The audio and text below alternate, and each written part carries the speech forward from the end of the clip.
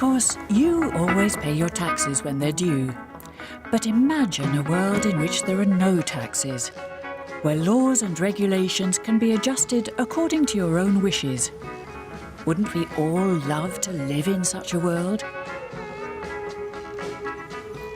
To make this tax-free universe as visible for you as possible, we'll take you on a world tour, from Norfolk to Nairobi, from Long Island to London, and from Amsterdam to Dubai.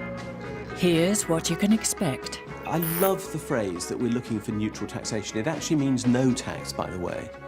And actually, we now know where the money is. It's parked in these offshore havens. You know, we're greedy. We're greedy people. We are in a battle with each other and our governments to survive. This is Backlight. Welcome on board the tax-free tour.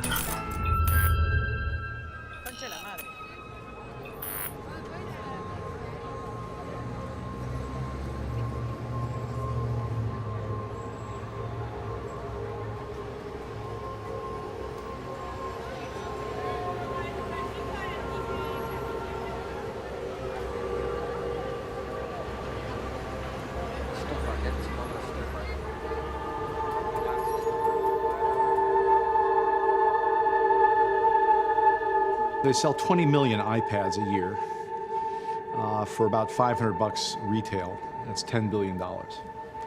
In China, they've been employing about 1.2 million Chinese workers, and they pay about $40 to $50 a piece for those iPads. So the iPads that they're selling for about 10 times what they're buying them from China. So China realizes about $800 million out of the $10 billion. Where does the rest of the $10 billion go? Well, they park about $2.2 billion of royalties offshore on low-tax havens.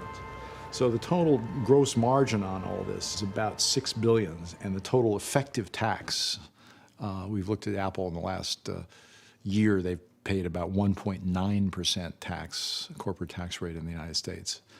Remember, the United States effective tax rate is 35%. Dennis Healey, the former UK Chancellor, said the difference between evasion and avoidance is the width of a prison wall. So when you're into this kind of higher echelon tax gaming, you know, the rules are very flexible. How is it that Apple pays only 1.9% tax on its profits generated outside the US? To understand this, allow me to take you on a tour through a world that, for most of us, is hidden from view. A world in which the capital flows of multinationals are structured and sometimes make a quick stopover in the Cayman Islands, Cyprus, or Amsterdam. A so-called offshore world that exists behind physical and virtual walls, and where little or no taxes are paid.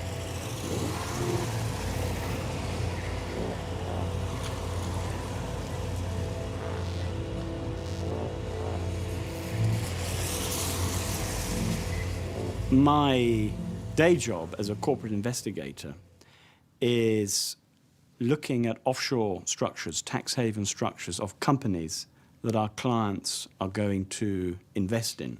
So it's looking at their relationships, it's looking how they acquired their wealth to begin with, and it's looking at their the corporate structures that they employ. And often these will be long, complicated, completely mysterious chains involving different tax havens. Something called, say, for example, the Cyprus sandwich, where you might have a Ukrainian company, so Ukrainian assets, which are then owned by a Cyprus company, that's then owned by a Luxembourg company, that's then owned by a Cyprus company, that then goes off in 5 different ways to Belize, British Virgin Islands, and the Cayman Islands and Panama. And this is the stuff we're looking at. And we have to, well, I think in that case, it's pretty clear that things aren't very clear and aren't transparent. Allow us to introduce business intelligence investigator William Britton Catlin. On behalf of major financial institutions, he delves into the shadow side of global capital flows. So this is this is what we're looking at. Here's our Cyprus sandwich. goes up to Belize. It's very confusing to work out what's going on here. I mean, there's no rational explanation for what is happening, but you can see that all these individuals here at the top, Mr. A, Mr. B, C, D, E, and F, are all ultimately holding these assets through a series of chains, levels, cutouts. They're in Belize, and these probably, we would think, would go back to bank accounts in Switzerland. So this may not even be the end of it. How does Apple succeed in only paying 1.9% tax on its profits generated outside the US? If foreign profits were to flow back to Apple's headquarters, the company would have to pay 35% corporate income tax.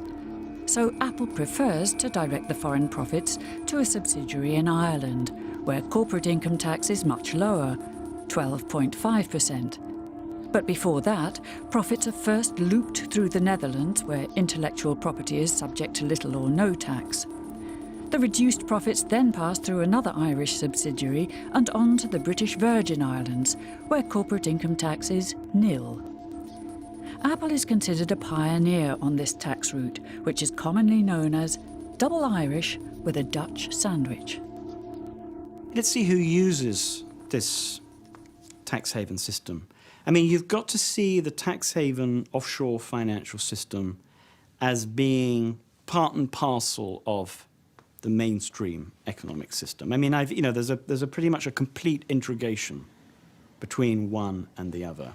So the money is flowing around. It's not complicated. I mean, there are these options out there, and you use them, you explore them, you see what you can do, and what you're looking at is a map which is, it's not a uniform financial economic world out there, especially when it comes to tax and where you can place your money and how it's taxed. There are different rates all over the world. So you take advantage of the different rates. I mean, it's kind of fairly obvious, really.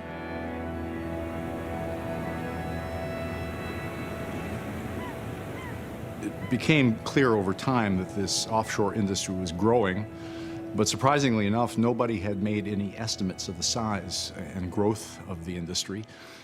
You'd expect the World Bank or the IMF to take an interest in this. They have all these economists. The OECD does a lot of work on tax havens, but nobody had ever quantified the size of the offshore industry. And so, why is that, you think? Well, it's a very controversial subject. I mean, the World Bank spent a lot of time studying poverty and measuring it endlessly, but they don't study inequality.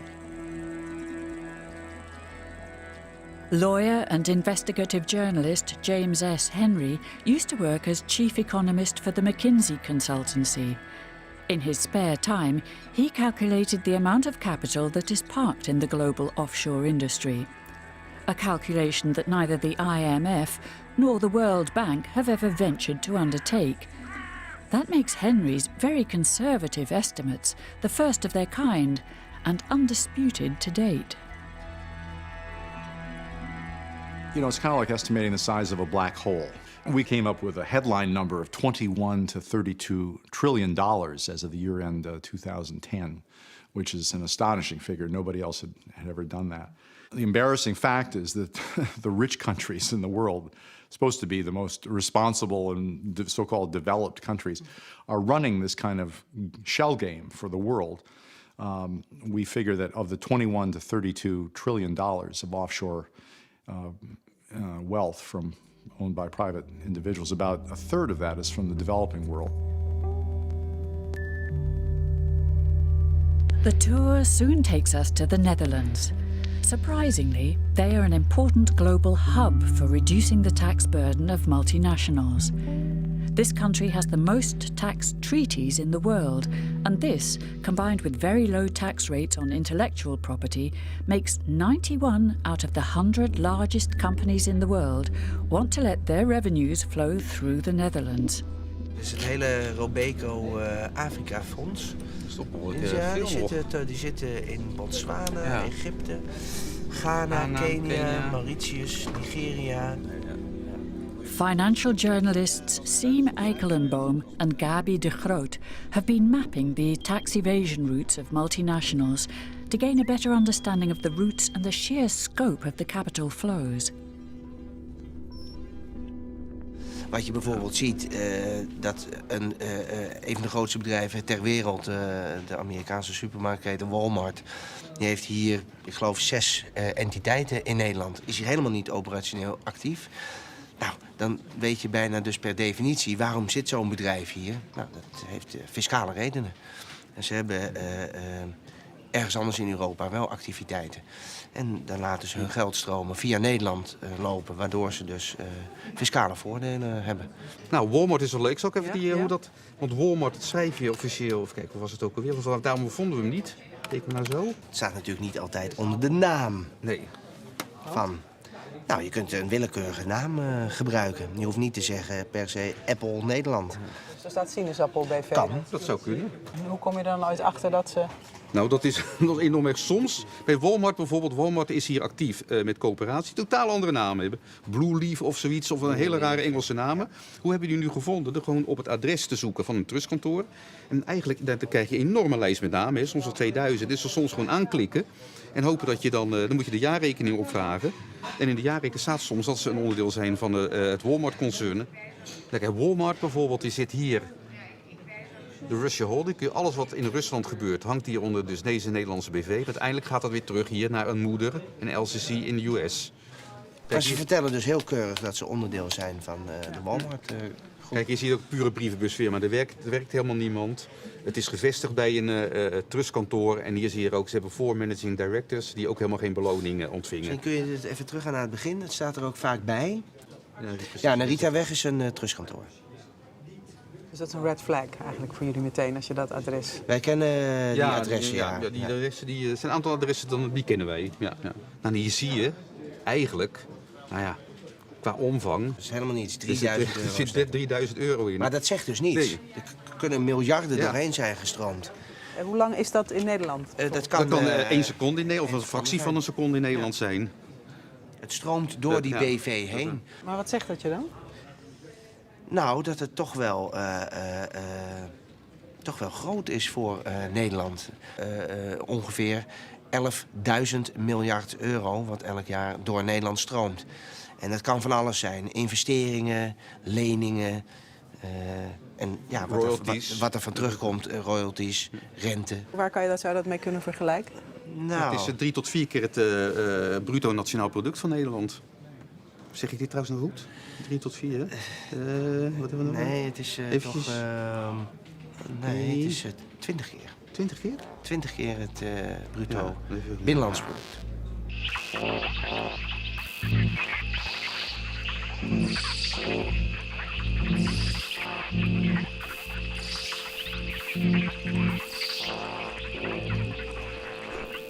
Recht tegenover ons aan het Prins Bernhardplein te Amsterdam zit een van de grootste trustkantoren ter wereld, namelijk Intertrust. En daar kijken wij dagelijks op uit.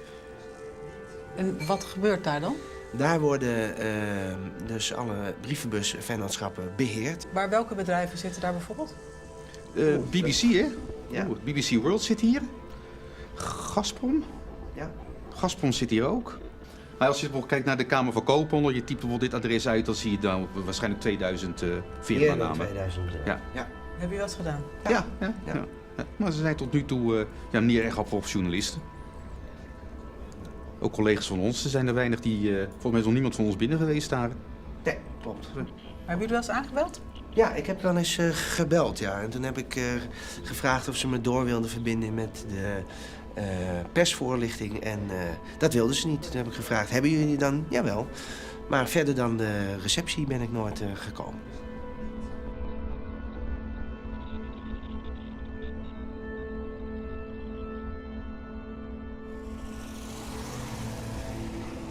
How can this offshore world exist? Who maintains it? Who keeps it all running and makes sure that the inhabitants get the best advice? Who builds the financial structure and monitors the capital flows? To answer that question, we take you to the English countryside. There is a whole world out there of people who are letting tax havens operate. They are really three types of people. There are bankers, there are lawyers, and there are accountants. Together, we have called them the pinstripe mafia. Why? Well, because they look remarkably like me. They are probably grey-haired at the top of the tree.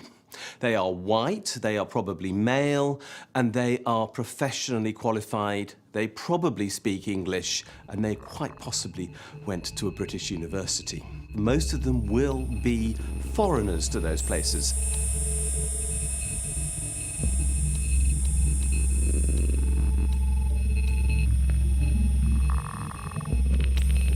If tax havens are going to be used by wealthy people, and if it's going to be used by multinational companies, then they need to be serviced by familiar advisors.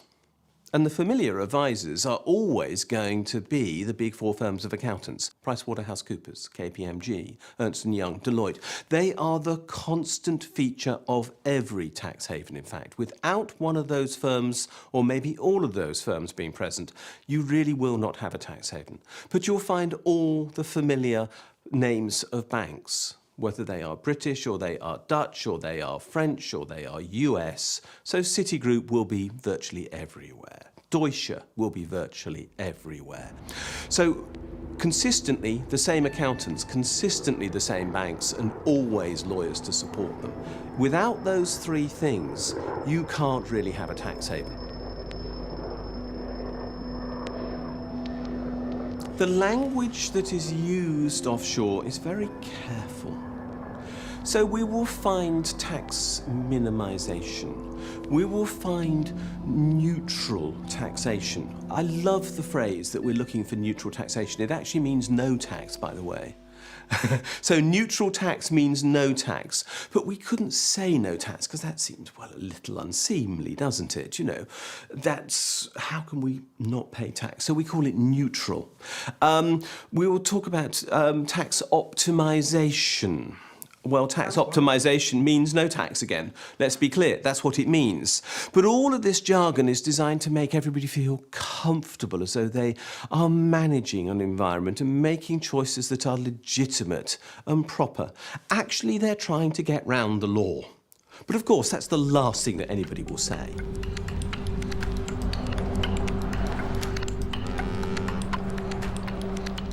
The lawyers, bankers, accountants, and millionaires don't seem to belong anywhere, but they are constantly on the move between their various investments in real estate, always sheltered and pleasantly located in a world that is not limited to London, New York, or Monaco. Which then are these centres, zones, and islands that the inhabitants of the offshore world move around in, and what do they actually look like? The zone becomes a kind of self-fulfilling prophecy. It can't be stopped, a kind of self-perpetuating agent of extra-state territory.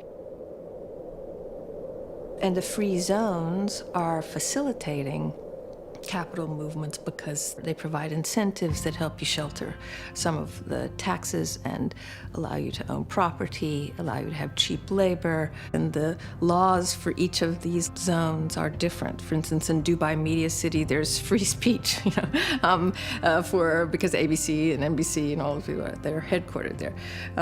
So you can say things which you can't say right outside the gate.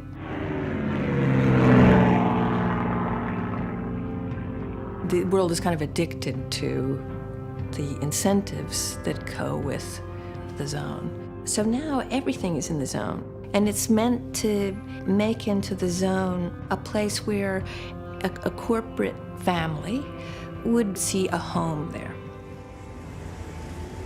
But let's look at a less exotic location. Here, for example, at the next stop on our global tax-free tour. Bishop's Avenue in London, once called Millionaires Row, it has recently been renamed Billionaires Row. It's an internal world going on. It's a sort of world in itself. It's an inside, secret kind of realm.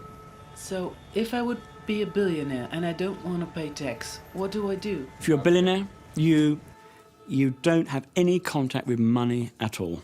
You may have some special issued black credit card that you can only use in an ATM in Monaco or something.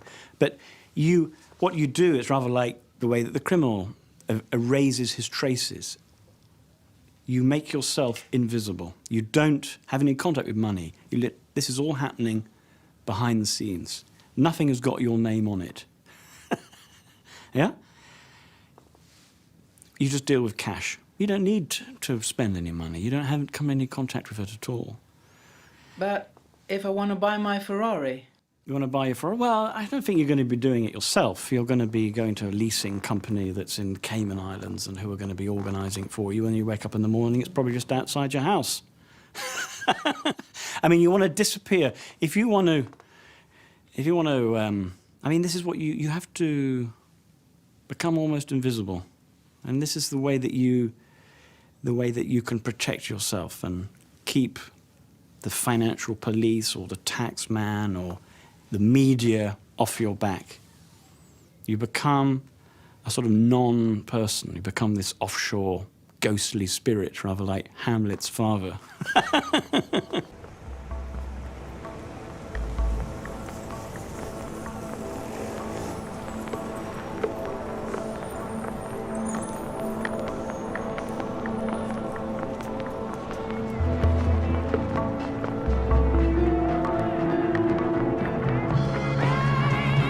This is an incredibly concentrated industry. 0.14% of the world's population, less than 10 million people, control about 95% of the offshore private wealth. They're citizens of nowhere.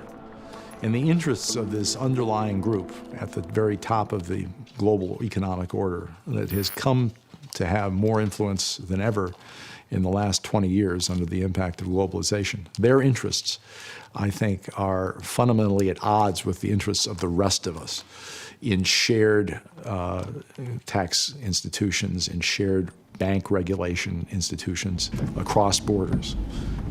They've been able to game this nation-state system for their own purposes. But do the same laws and regulations apply to this financial shadow world as to our world, in which the tax form drops through the letterbox on a regular basis? To find out, our tour takes us to Eva Joly. When she was a judge, she led the successful investigation into a French corruption scandal. Her life was repeatedly threatened. Now an EU parliamentarian, she's investigating the effects of the 1 trillion euros, that's 1,000 billion, in tax revenue that the EU annually misses out on. La question de savoir si c'est légal ou pas légal, ce n'est pas suffisant parce qu'il y a toute la notion d'abus de droit et l'utilisation intensive faite par les multinationales des paradis fiscaux à l'apparence de la légalité, mais dans beaucoup de cas, en réalité, s'il y avait une enquête et si les services fiscaux étaient outillés pour chercher vraiment, on s'apercevrait qu'ils tomberont sous la notion d'abus de droit, donc ça serait illégal. Et c'est là où on voit le cœur du mécanisme qui consiste à transférer ce qui aurait dû être des ressources publiques du monde entier, mais essentiellement des pays en voie de développement, vers des actionnaires privés. C'est le colonialisme poursuivi par d'autres moyens.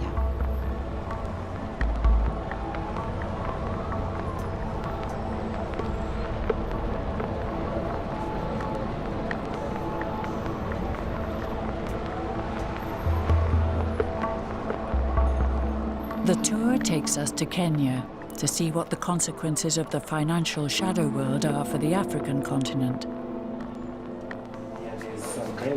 We meet Johannes Chiminia and his colleagues, who are investigating the way the multinationals active in Africa structure their accounts so as to pay as little tax as possible.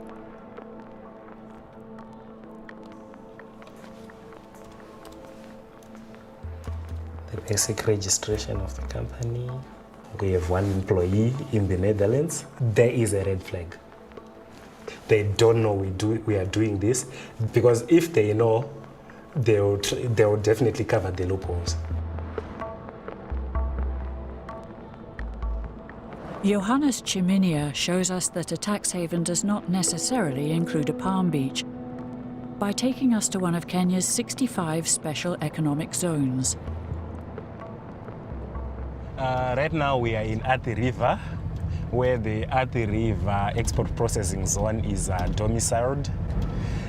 It is like an enclosed, a bonded area where companies, manufacturers are domiciled, and they do their manufacturing inside, and all the products they manufacture are meant for export purposes.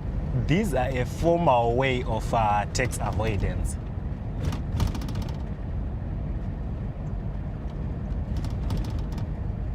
Here in Kenya, companies are given a 10-year tax break initially. Then after that 10 years, they are given, they are charged a corporate tax rate of 25%, which is lower than the general corporate tax rate on the market. And there also is no withholding tax which is charged. So you could say that this is, in a way, a tax haven on a very small scale? Yes, a government-initiated tax haven. Wouldn't you like a tax holiday yourself? Thousands are available, and they come in all shapes and sizes. In Africa, but also in your local business park. But do these promises of development and employment have any real effect? You remember those? From VAT, from goods and services that are manufactured. Now we also get income from customs and excise. We are giving away. At the University of Nairobi, we talked to Itia Waris, who has investigated the effects of these often secret tax arrangements for years. Basically, these are zones where you will go, you will build your factory, and then for 10 years, maybe the government will not collect tax from you. These exist pretty much in every country in Africa right now as we speak. And what we've discovered in all the countries is that when that 10-year period ends, they close up and they move. So that's what has happened. In the Kenyan EEZs, there are no companies that last longer than 10 years. And if they have, the ownership has changed. So when the ownership changes, then the tax holiday gets extended by an additional 10 years.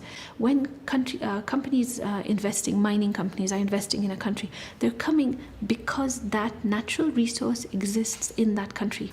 It's not because of the tax.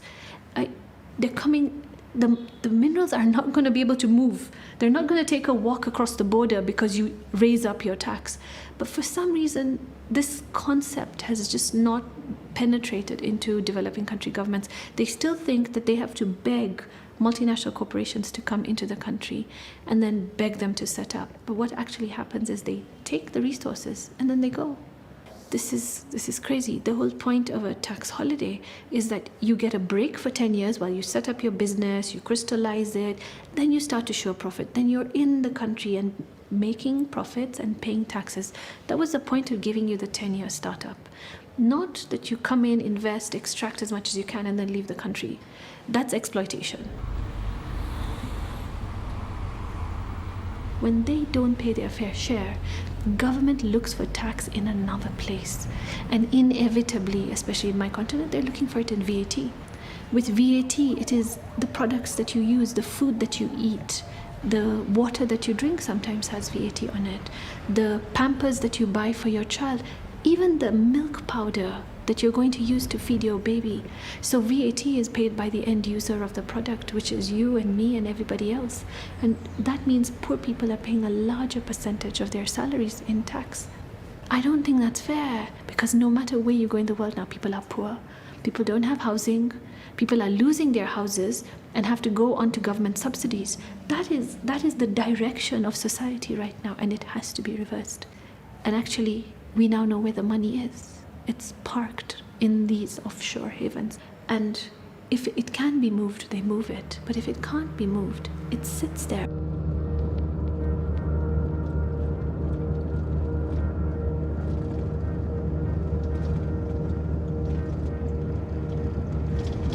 And is it difficult to find jobs here, you think?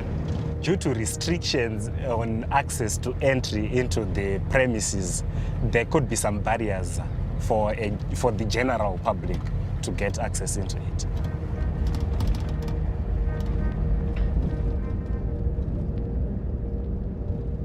This whole nation-state system has become kind of obsolete from the standpoint of taxation. And what you've had is the rise of tax competition. So, the UK cuts its tax rate in February to 20%. Canada cut their corporate tax rate to 15%. European countries will then respond. You basically have a race to the bottom.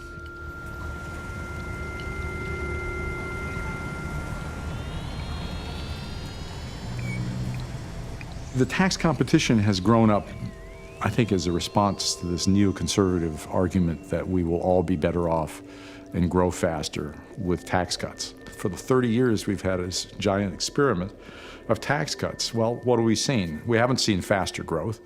We haven't seen more responsible behavior from the banks. We've seen more money going out of the countries because it's very hard to compete with zero. And zero is what you get in a haven. It's not easy to measure what the actual benefits are for the tax haven itself, but for the multinational, everything revolves around reporting as little profit as possible. This can be done by transferring your software patents or intellectual property to a Dutch mailbox company. Then you arrange for your subsidiary abroad to pay royalties on it. This way you reduce the profits of the parent company. And the surprising thing is, only a very small amount of those royalty flows are subject to taxes. How much? You make secret arrangements about that with the tax authorities. Apple does it, Pfizer does it. The construction even works for a nice cup of frappuccino. Wat bijvoorbeeld Starbucks doet, dat is het merk Starbucks. Maar iedere koffiesoort die ze hebben, bijvoorbeeld frappuccino of iedere soort, dat is ook weer wetten gedeponeerd.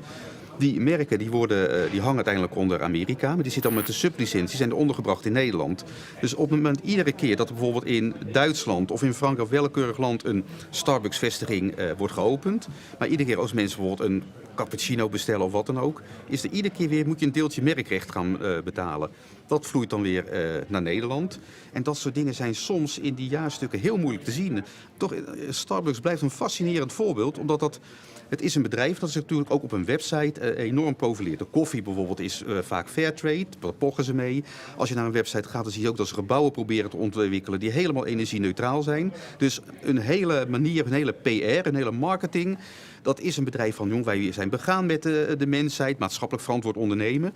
En dan komt zo'n bedrijf opeens fel in de publiciteit te liggen in Engeland, omdat ze blijkt dat ze nauwelijks belasting betalen. Ja, dat is natuurlijk voor zo'n bedrijf is dat killing.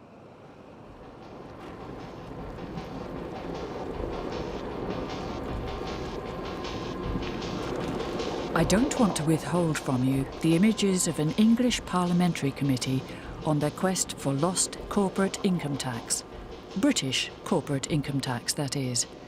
A unique opportunity to hear what those responsible have to say. The purpose of our session this afternoon is to try and understand why you don't pay the corporation tax, really. That's the issue that we're focusing on this afternoon. So can I start with Starbucks, Mr. Olsted? My understanding is that you filed in Companies House losses for most of the years that you've been running coffee houses in the UK. Is that right? Yes, that's correct. And the other thing that is odd to me is that if you've made losses in the UK over 15 years, what on earth are you doing business here? We know that we must be in the UK to be a successful global company. But you're losing money here. It just doesn't ring true, Mr. Olsted. No. That's what frustrates taxpayers in the UK. Doesn't ring true. You've got to give us a better explanation. Mr. Olsted, my heart's begun to bleed for you. I'm going to have to rush out down Victoria Street and have a double caramel macchiato because you're in such a bad way. I mean, for 14 years of trading in this country, and you've paid what? 1.6 million in corporation tax. I mean, you're either running the business very badly or there's some fiddle going on. Our accountant Richard Murphy himself was tweeting questions and comments from the public gallery during the hearing of the Parliamentary Committee. He has proved to be an indispensable source by mapping the tax evasion in offshore industry. Accountancy is deliberately hiding what is going on in tax havens, making sure that secrecy is always going to happen. Now, I should be clear here. I was trained by KPMG. So, a long time ago, I worked for one of these firms. I'm still bound not to talk about client affairs from 30 plus years ago. I can't do that. I'm not allowed to talk about them. I can't, I won't, because that is fundamental to the code of ethics. What would happen if you would do that? Oh, I could be struck off as an accountant. I could lose my professional status. I could be fined. I could be sued by the client. So, therefore, there is a considerable climate of fear inside of all of these organisations, accounting, lawyers, bank, that you will toe the line, you will not speak, and those who do, the whistleblowers, will forever not work.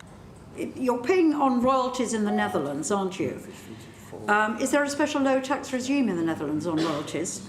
Yes, there is. We have a tax ruling that we've had since So we it's opened. less? Oh, yes, it's a very low So tax rate. there is a tax advantage to you for paying the royalties in the Netherlands? It's a favorable tax rate that we have in the Netherlands on all income that comes in from all over the That's region. why you put it into the Netherlands? It's not why, but it is an attractive reason to be there. There's no question. It's why. What is Steve? the tax rates you pay in the Netherlands? I'm very happy to provide that to the committee. I'm bound confidentially to the Dutch government on that one, just confidential. Confidential to whom? The tax authority, under our Dutch ruling, they've asked us not to share that publicly. So you have a special arrangement to allow you to pay less tax in the Netherlands? Yes, it's a low tax ruling that we have in place. And it's for that reason that you therefore transfer the profits from the UK, which are booked as losses in the UK, into the Netherlands. Some of that then goes back to the States, but the rest of it is paid at a lower tax rate in the Netherlands under a Dutch tax ruling. We've been communicated to... You don't want to reveal to us. Your chap is nodding behind. It's a sweetheart deal you don't want to reveal to us. Chair, I think there might be some issues we should be raising with the Dutch government. Well, I'm just wondering, is it the Dutch authorities that said you couldn't reveal it? Yes. They've asked us to hold that in confidence over time. Okay. The other thing I would also highlight, we have paid in excess of 100 million in payroll taxes in the last 5 years. We've paid tens of millions in business rates in the past 5 years. And I've heard this argument before. Let me just kill this argument because it really makes me cross. On the one hand, so does every other business. So the community-based bookshop that you're putting out of business also pays business rates, also pays its PAYE. And the other thing is you depend on the services that come out of the tax you pay. So, you depend on the ability of your of getting your goods around. So you've got to get the roads in place. You depend on all those things. And probably worst of all, both you and Mr. Alsted employ people on probably minimum wage if we're lucky. And then we, the taxpayer, pick up the tax credit bill for that too. So we're putting a lot of money back into the people you put, and you're not putting enough tax into our economy. That's what's riding us all. Sorry, I shouldn't have done that. This is the idea about, the corporations, the Amazons, the Googles, the Starbucks, the idea that there are two faces to these organizations. You have the public face, and some of them offer very good services. It's, they're consumer-orientated. They deliver stuff to your door. It's remarkable. Then you have this underground secret side of what's going on. You're using a means of deception and trickery and disguise to get what you want, to be able to preserve your freedom of operation, as it were. Now, what is it that a criminal does? They do exactly this. It's exactly the same technique. They will set up a system which they cover their tracks to show to the outside world that, I'm fine, I'm an honest guy, but really you've got some dirty business going on underneath. Or, dirty, you're hiding something. Some people who work there actually think they're doing the right thing. Some people believe that this is politically, ethically and morally acceptable. They think that they are part of an economic crusade for competition. Now that means that they might be doing something which is called the Migo principle. My eyes glaze over. you actually look at one little bit, it's okay. When you look at the whole thing, it fails. Do the auditors stand back and necessarily look at whole structures and arrangements and say, is this acceptable as a whole? I don't know. But I have to say, some of the evidence is that the structures that are in place look to be tax abusive, even if legal. And let's stress, you can be tax abusive and legal at the same time. In other words, you're working within the gaps in the law, because that's what I define tax avoidance as.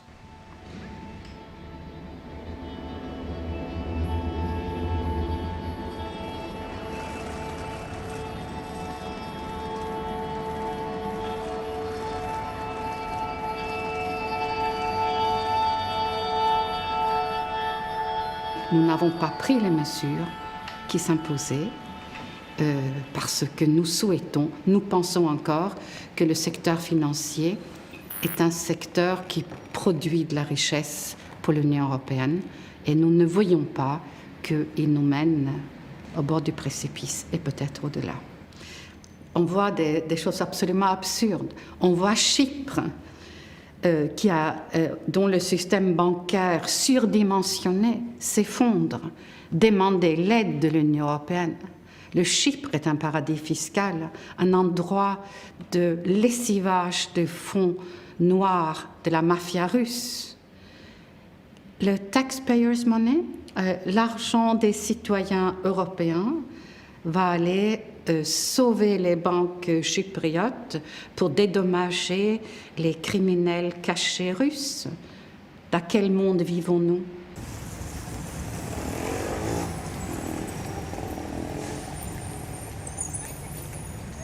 Accountants have not been subject to the same degree of scrutiny for some time. They've had a remarkably good recession. Very few countries have paid much attention to the role of accountants in the creation of the crisis that we have around the world.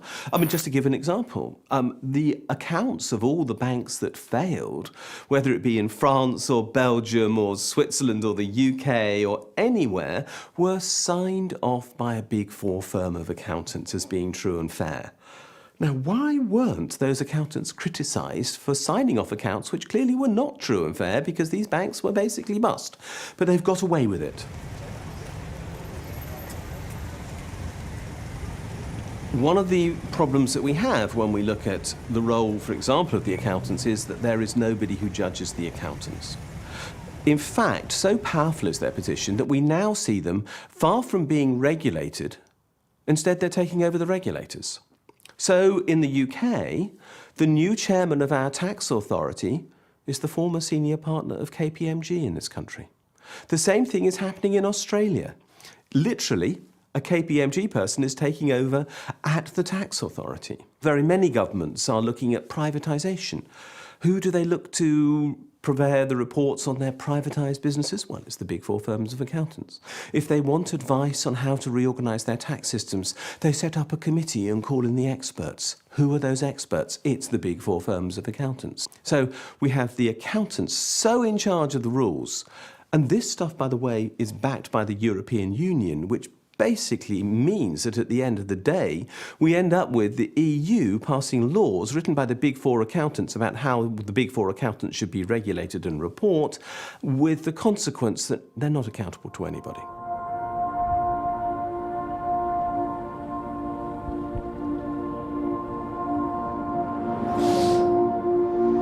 So how far from Nairobi are we now? 61 kilometers. How do you know so precise? It was written. Okay. A zebra. We head for Mombasa, even further away, to what is to become the next outpost of the tax-free universe. So it's enormous, Johannes. Yeah, it's very large. It's about slightly above 2 hectares. And what do they expect to happen here? They expect to have like a communication hub, an ICT hub. Do you know if they will come? Well, the Google and the IBMs? It demands a bit of some marketing to bring those big companies here in the middle of nowhere.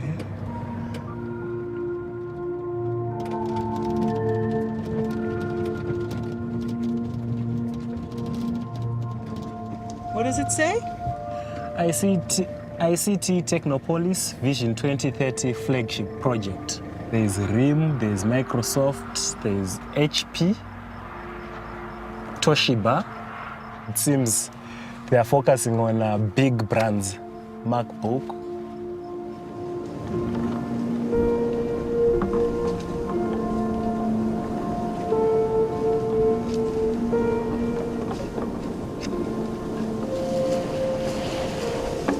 We've grown used to the benefits of offshore.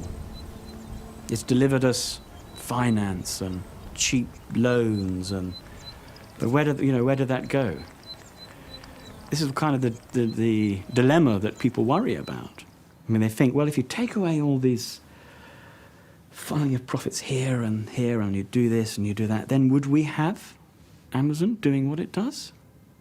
I mean, they've been able to, perhaps along with their competition, the people that they compete with in the market, they've been faced with the same setup of places that they can book their profits and their losses, but maybe they're just better at it. I mean, that's a horrid realization that these things that we love, that we need, have got used to, and the people who are good at it have got there through their clever sort of financial, fiscal manipulation. It involves really everybody. It involves governments, it involves businesses, it involves consumers and citizens. And we want, we're greedy people. We are in a battle with each other and our governments to survive, to make money. And if your business is making money, you will bloody go out and fight your competitors, the taxman, the government, to get your own way. Why not?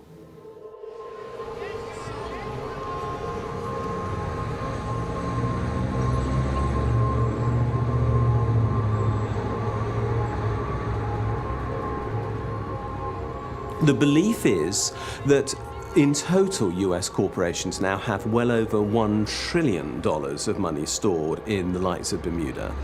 This money cannot go to the shareholders of these companies because it would have to go through the US parent company.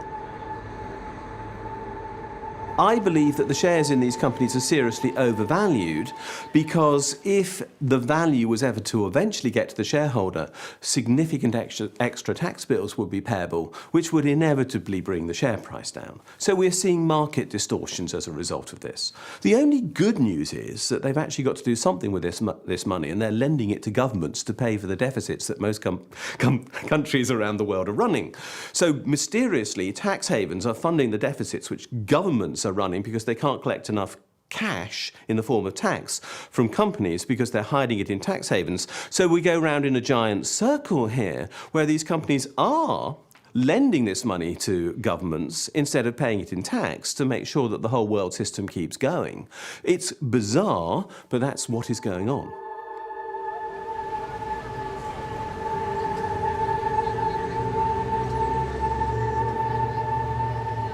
A political party that wants to go and say, I will raise tax to clear our deficit, faces this enormous pressure from multinational corporations who say, we'll walk out of the door, whether they would or wouldn't. All of that means that the options available to government to actually go forward to generate new growth to meet the needs of their electorates is being undermined. And therefore, this is, frankly, threatening democracy, in my opinion. That almost brings us to the end of our tour through a world of financial structures and capital flows that is so difficult to map, but that affects us all. A world that we have allowed to prosper under our very noses without having a good grasp of the systemic risk involved. La Commission a promis qu'elle allait établir sa propre liste des paradis fiscaux. Mais vous voyez, ça fait 3 années que je suis parlementaire, ça n'a pas bougé. Donc mon espoir à moi, ce sont les citoyens.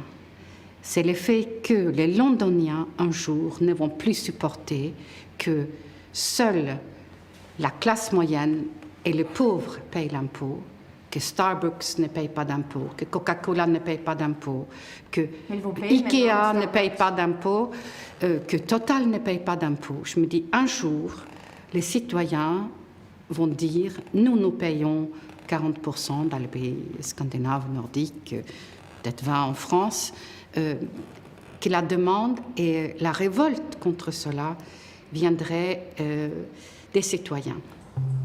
Do you, all of you, accept that alongside your duties to your shareholders, as Mr. Britton has just alluded to, you have obligations to the societies in which you operate and from which you derive huge benefits, and that those obligations include paying tax?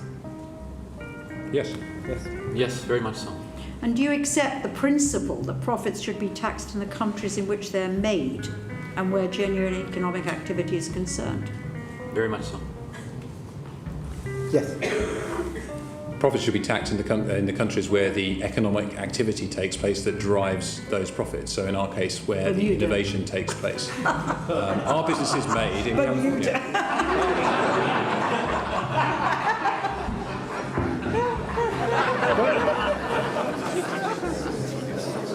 Thank you for joining the tax-free tour.